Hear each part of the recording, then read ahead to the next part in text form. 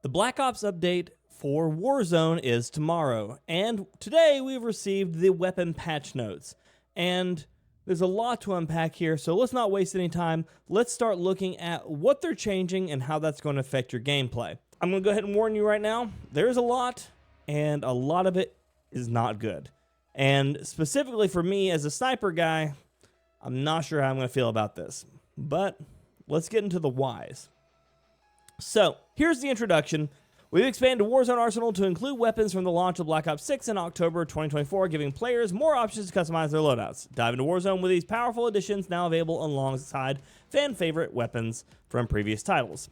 So, it says that the weapons in Warzone will share similar values to their multiplayer counterparts, which is already problematic, because the damage profiles is what it says right here. It says, damage profiles for a number of weapons have been modified to establish a baseline for Warzone. We encourage new and returning players to study their favorite weapons details in the gunsmith. So the weapons that we've already gotten used to in Black Ops are going to be acting a little bit different when it comes to numbers. So that's not the problem. The problem is some of the stuff that's about to follow. We'll get there. With the integration of Black Ops 6, we've also have new tuning options for weapons that weren't previously available, allowing us to adjust aspects like handling, ADS speed and sprint to fire, magazines, recoil, and more. For instance, the AS-Val has a default magazine size of 20 in multiplayer. We set it to 30 for Warzone. Good quality life. Our goal is to make weapon adjustments faster to keep the available selection dynamic and engaging without making any weapons feel obsolete. With these new tuning options, we aim to refine each weapon's identity and role specific to their use in Warzone, such as emphasizing assault rifles as a strong long-range option. That's something we've not had in a long time, and that, on one side of it, is wonderful, because making ARs unusable as long-range weapons is a lot of the issue of what we dealt with in Urzikstan this entire Modern Warfare 3 season, because at no point were ARs reliable at long range, leading to excessive LMG usage as a long range option, or only sniper rifles. Now, again, as a sniper main, I'm okay with sniper rifles, but as a sniper main, I also know that sniper rifles are absolutely busted if nothing can compete against it at a longer range. Now, the answer to that isn't making flinch insane, because that's just unreliable, and half the times bad snipers are going to get headshots from insane flinch. The answer is to make weapons viable over range. Should they kill you instantly like the did here? No. But they should at least be accurate enough to land the shots over range to punish bad snipers, slow snipers, or just players that shouldn't be living in those ranges. It says, additionally, all bolt-action snipers and pump-action shotguns, while aiming down sights, from Modern Warfare 2, Modern Warfare 3, and Black Ops will have a one-shot headshot potential within their respective max damage ranges. While on the front end of this, that sounds good, the back end of this, as a player that's already looked at these numbers and knows how this is about to work out, knows that this is about to be absolutely terrible because of the part mentioned in the previous one. Assault rifles as strong long-range options, and then telling people immediately that the sniper rifles will only work within certain ranges. And we're going to look at more of that here in a second. We want players to feel that the weapons from Modern Warfare 2 and Modern Warfare 3 continue to remain solid, viable choices for Warzone. Our goal is to create a unified combat system that makes each gun enjoyable to use regardless of its origin. That's going to be a lie. We'll continue to improve legacy weapons and attachments through the coming year in further support of this vision. I hope they will. I hope that's not the lie. So basically what ends up happening here is they go through and they're going to be altering the Black Ops 6 weapons. The headshot barrel from Black Ops 6 now does stuff where it increases the neck damage instead of headshot. And for snipers and shotguns, it now provides leg modifiers instead of arm modifiers. This is a barrel that's just going to smooth out the TTK for weapons, and specifically for ARs, LMGs, DMRs, SMGs, pistols. This is just going to make the headshot and the neck shot multiplier most likely the same. Essentially enough, giving you a slightly larger headshot box. So the flip magazine now no longer has the negative parts to it. It's only just a faster reload. So it shares the same base weapon ammo capacity.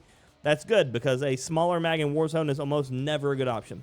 Rapid fire, this is an odd choice. This attachment now applies a base damage penalty greater penalties to bullet velocity and range, making rapid fire most likely, most of the time, not worth it, or only barely worth it depending on how they change these numbers.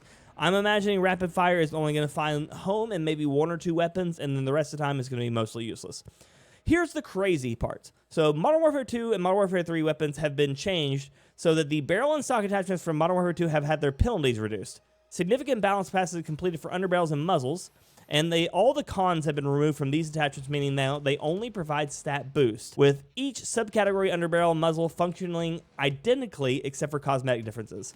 The aftermarket parts attachments will remain untouched, basically. So suppressors will all boost velocity and damage range. The comps will all improve recoil control. The flash hiders will all increase damage range and firing aim stability. And breachers will enhance melee and recoil control. Cool. That means that we're no longer dealing with the plus, negative, all these different things on muzzles. That's fine because that's very similar to how we have it right now inside of Black Ops. Underbarrels. Angleds will increase hip fire and tack stance accuracy. Hand stops will improve sprint to fire and ADS speed. And vert grips will enhance recoil control and firing aim stability. So again, straightforward, really easy to understand underbarrels, and pretty much you can pick any one of them you want because it's all mostly cosmetic other than the 3 stylings. And then pretty much the same for muzzles, the 4 stylings, and then you can pick whichever one you want. It says, furthermore, Modern Warfare 2 and 3 weapons now have corner slicing functionality, adding extra tactical edge. Corner slicing is very minimal. It does do a little bit of things, but for the most part, you won't see it most of the time. And then global weapon builds, this just says that if you've built it inside of multiplayer, zombies, or Warzone, it's all saved there for you, so it'll be easy to go back to whenever you go inside of Black Ops, pretty much. So that's good to know. They released the new weapons, the Krig, full auto, high damage, and average handling, AR, the SOG, fully automatic SMG, mobility and good handling, great rate of fire, high recoil. The Siren, which is in season, which is full automatic specialty. This is going to be taking the place of an SMG for your pistol. Slow rate of fire event. Power drill melee, because you know Black Ops loves their silly melees. They're adding Dragon's Breath shotguns. Buffer weight stock, which is going to be the first jump part for Black Ops. Burst fire conversions for the Compact 92 and for the XM4. And then weapon adjustments. Here's the part where it gets a lot of info. So I'm going to give you a really, really fast breakdown. For the majority of the weapons in the AR section from Modern Warfare 2, you're going to see their damage ranges increased, and then a lot of their drop-offs increased as well. So basically what's going to happen is their max damage range is going to go out further, and then they're going to drop off usually a little bit somewhere in there. So TAC 5.6, ISO Hemlock, all of these are receiving buffs and such, but there is a lot of weapons. They went through and they pretty much adjusted almost every weapon in the game. The majority of the Modern Warfare 2 weapons are seeing max damage ranges increased. When you start getting to the Modern Warfare 3 weapons, though, you're seeing most of their max damage ranges a lot of times decreased. So the SCG's max damage got decreased 32 to 28. And this is because the Model L is about to come in and has almost the exact same damage model as the SCG. So the Model L is going to be a better SCG. So the idea that this is going to be all fair, fun, and games for all the other weapons is not going to be true. So basically what this is they're just nerfing the SCG, so you'll use the Model L. Holger 5.56, damage range decreased, torso decreased. You're going to see a lot of the Modern Warfare 3 weapons taking hits.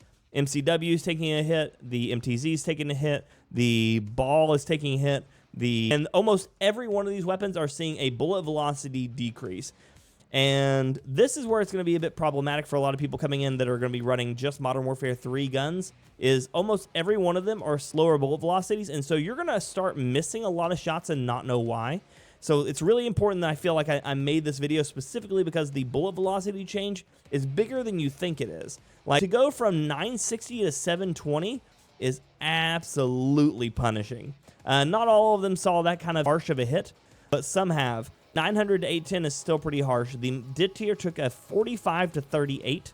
Its maximum range got increased, which means it's going to carry that 38 further. Originally, that 21.59 was a 610 millisecond TTK. Now that it's dropping from 45 to 38, this is going to take pretty much 10 bullets to kill opposed to the 6 that it was having before. Let's see. I can't even pull up those numbers, but it's fine. The DIT tier got hit really hard. The SMGs, almost all of the Modern Warfare 2 ones, again, got their damage ranges pretty much increased and damages mostly decreased.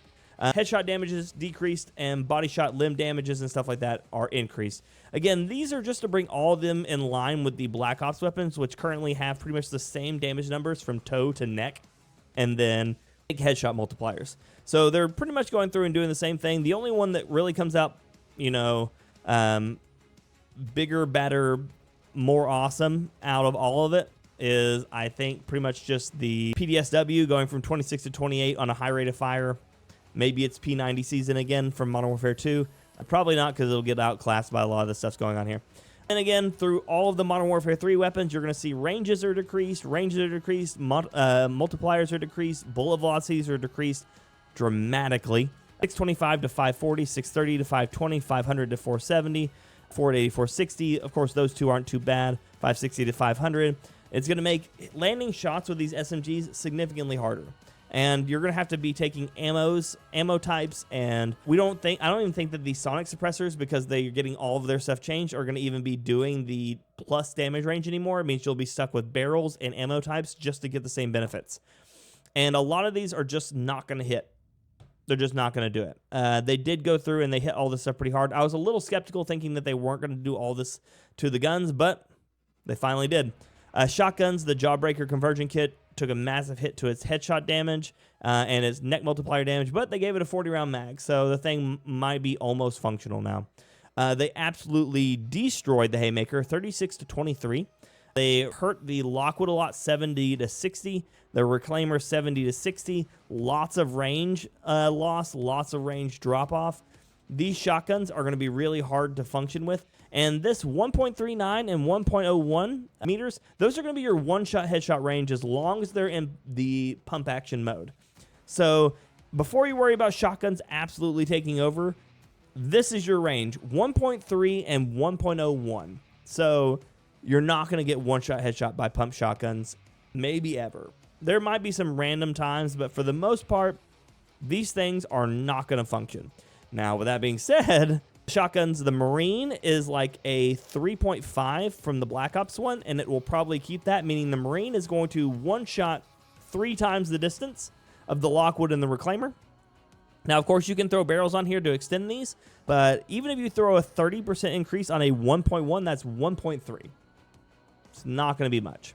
1.39 is going to go like 1.7.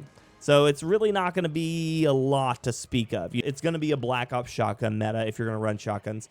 The LMGs come out doing pretty good. They got damage increases. They got ranges increases. They got a lot. The LMGs from Modern Warfare 2 were absolutely hurting, so this is good for those. The RPK actually goes up from 29 to 31 and increases its range by almost double to 50 meters. Pretty good. Minimum damage from 23 to 27. The RPK might actually function again. The raw, the same. And then, of course, you're going to see Modern Warfare 3 weapons get absolutely gutted again. Minimum damage range decreased from 28 to 26. Bullet velocity is absolutely slaughtered, 840 to 675. This thing used to hit 1,400 meters per second. Now it's probably going to be at best, I don't know, 900, because it's all based on percentiles. The Polyamot got hit pretty hard.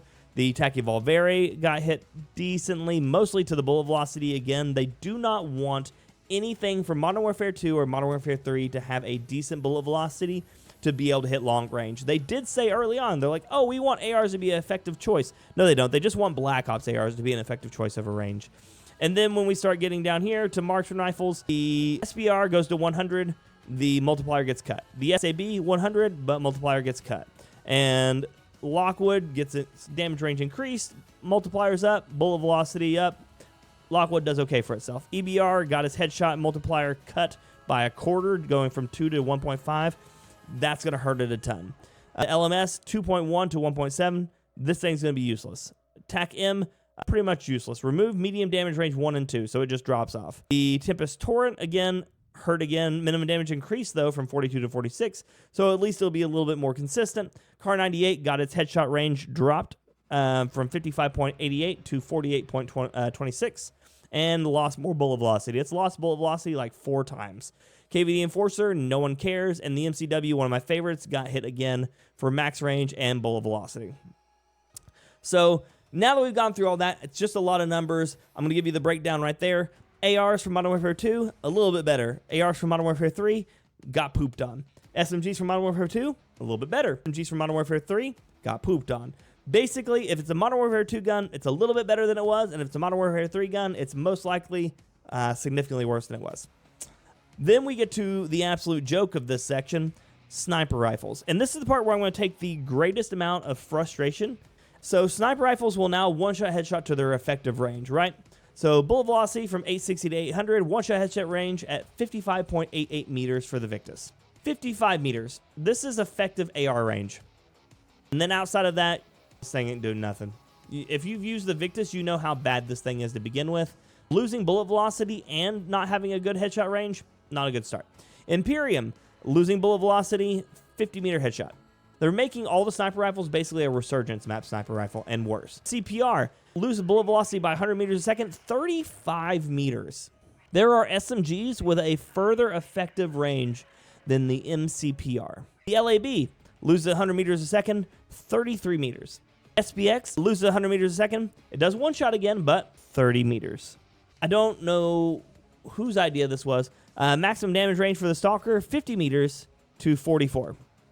So that means that this thing will now one-shot to 44.95, which is effectively, again, if you remember, less than the Kar 98. So the Kar 98 is a better sniper than the sniper rifle. Moors goes from 76 to 70. Pretty much the only one that's going to be remaining mostly unchanged, primarily because the ammo type mixed with the charge barrel makes this not matter. Unless they've changed that, in which case I'm going to lose my mind. It's the only one of these that actually stays effective at any ranges. So the Moors is the only sniper from Modern Warfare 3 that stays effective in this game. They don't have any marks for the Cat AMR, most likely because it will one-shot at all ranges. So you got a Cat AMR and a Moors. And then the rest of these are joke-level resurgence weapons. I do not see a moment where I'm going to be like, yeah, I want a one-shot sniper for 35 meters, for 33 meters, for 30 meters. Like, even if we get, you know, a barrel that increases it by 100%, it's still 60. Like 60 meters is not a snipe shot. That's not a snipe shot. That's a I'm using my AR. I could use my SMG. If you miss a single shot on a sniper rifle, it goes up to 1,500 milliseconds for a down at that point. So if we have to land 2 shots on somebody, 1,500 milliseconds. The Dittier at its current rate will kill you 3 times just about before you can land the second shot.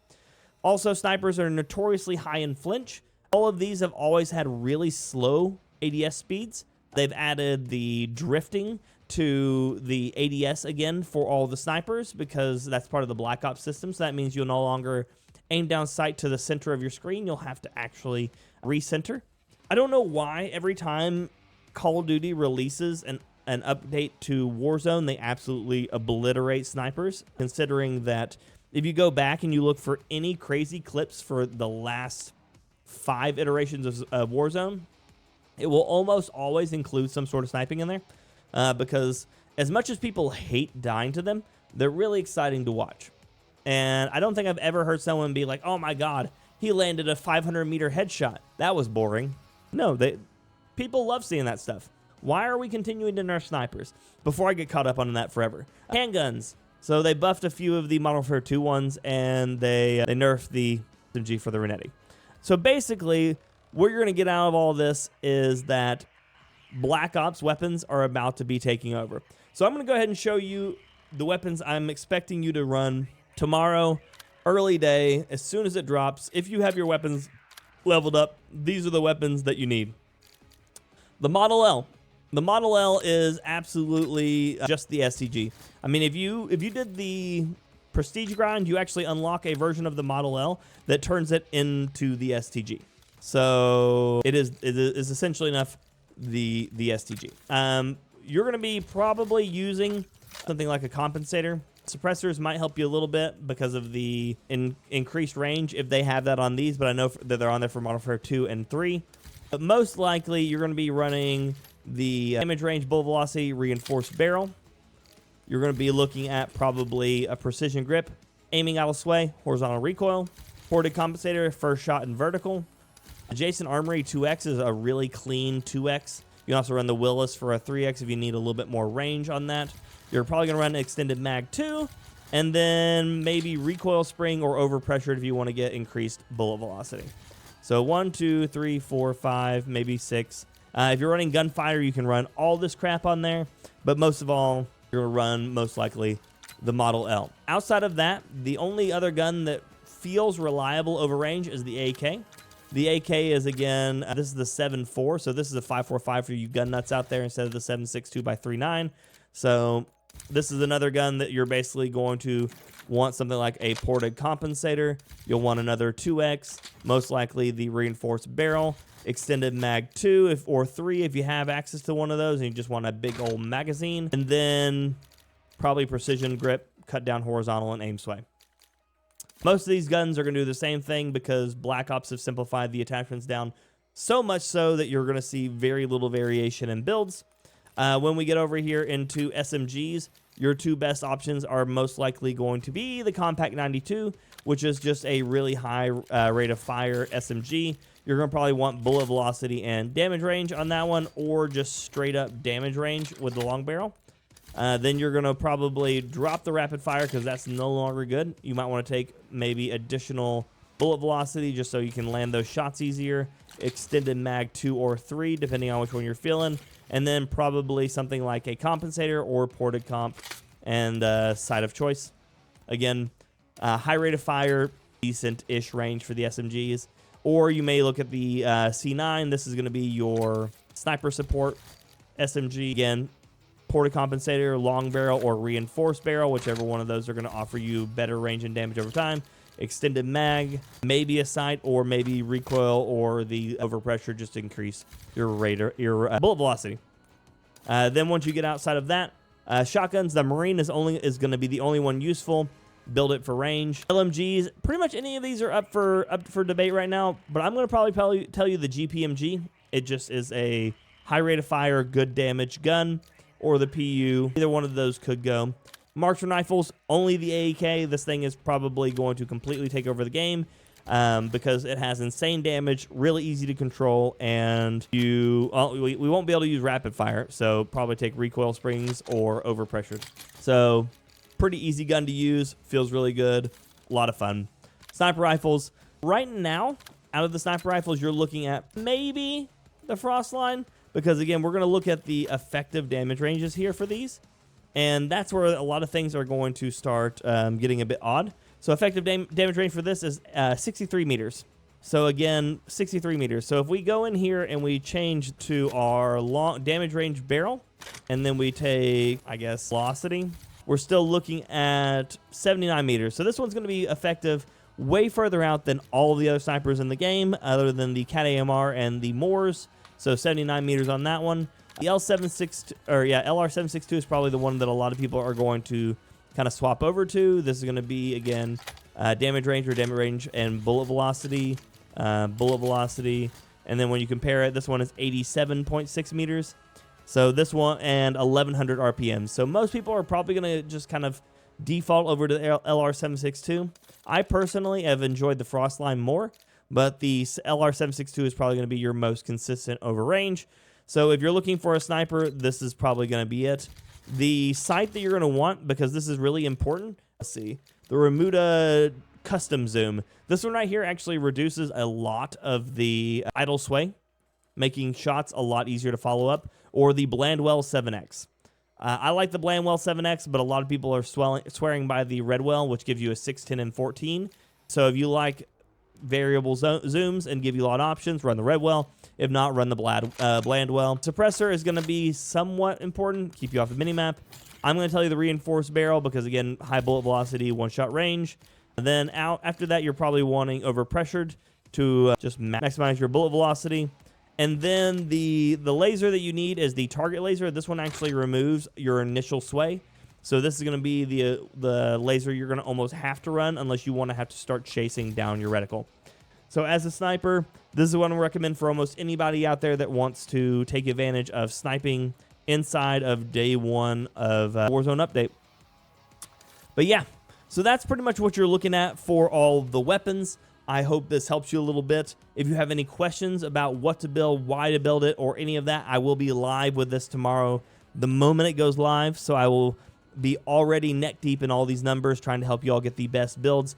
Tomorrow afterwards, I should also have some best builds videos for you based on which weapons I'm feeling like are being the most consistent, both off of the ground and off of the builds. But thank y'all for checking out the video. I appreciate it very much. Again, if you have any questions, feel free to leave them down below or come by the stream tomorrow, and I will work to answer them. Until next time, ladies and gentlemen, and everyone else, peace.